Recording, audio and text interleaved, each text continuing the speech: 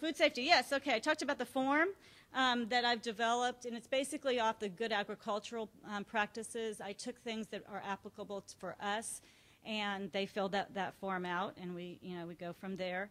Then the other barrier that we have is USDA serving requirements out of the food buying guide, like you're supposed to buy a certain size apple to get so many servings, etc.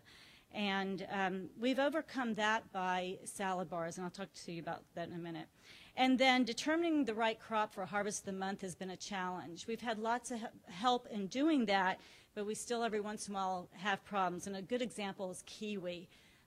We had been told, kiwi grows in Oregon, and it came time to buy kiwi, and we can't find kiwi. And so I'm like, okay, what are we going to do? What are we going to do? We ended up getting kiwi berries that are really neat. Those are usually exported, and this farmer was so excited for us to be able to serve them to the kids.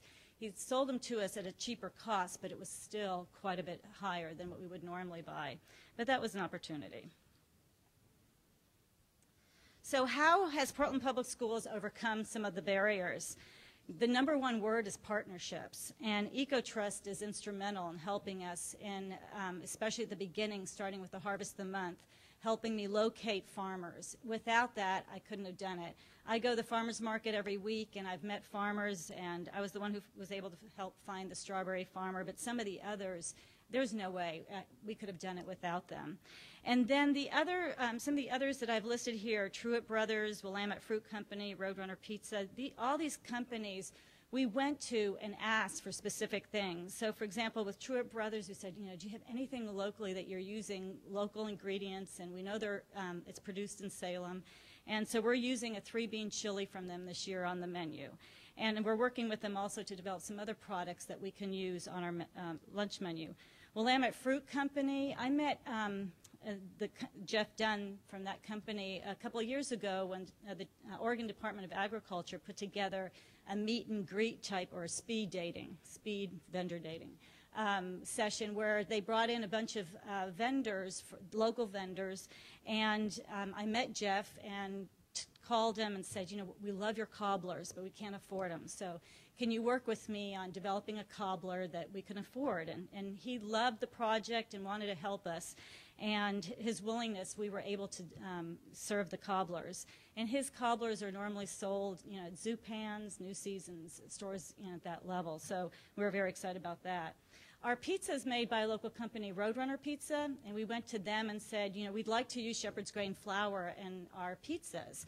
Will you do it? And they're doing it. So all our pizza is made locally and using shepherd's grain flour.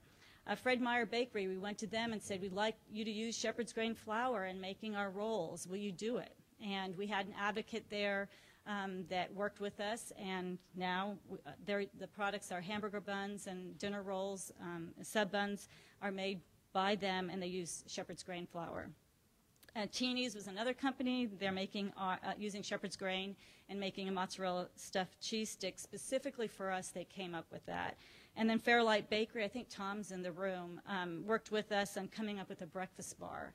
And so he's come out with some other products, and we're using those.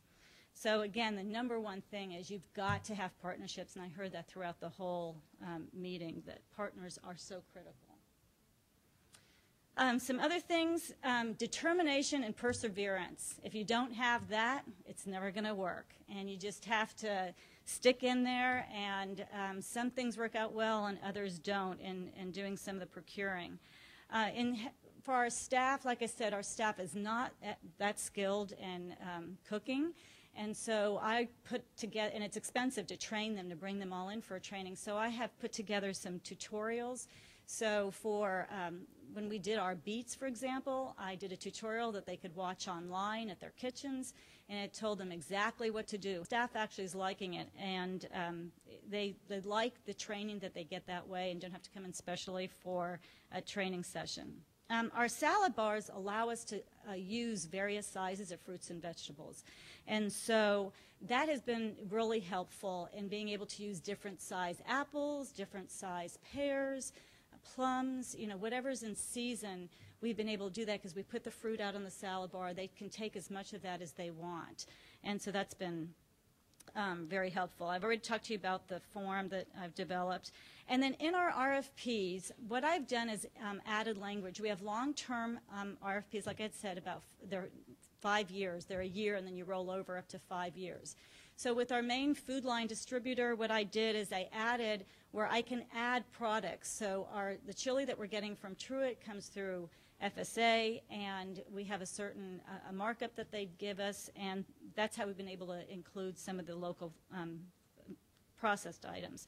And then as far as the Harvest of the Month items, in our produce RFP, what I added is that there's some things that we're going to be getting for our Harvest of the Month, and they need to be locally sourced. And so our produce company is Pacific Coast, and they've been really, really good at sourcing some of the products when I'm not able to source them or my partners can't source them.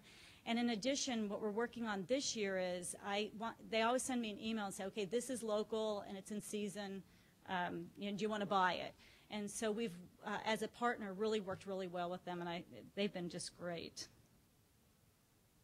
So our future plans include, again, building relationships with with people to help us source the products. This year, in addition to the other companies we've been using, we have Broadway Bagel, Schwartz Brothers Bakery, and Organic Fresh Fingers actually came to us saying, we're local, we want to sell to you, what can we work out?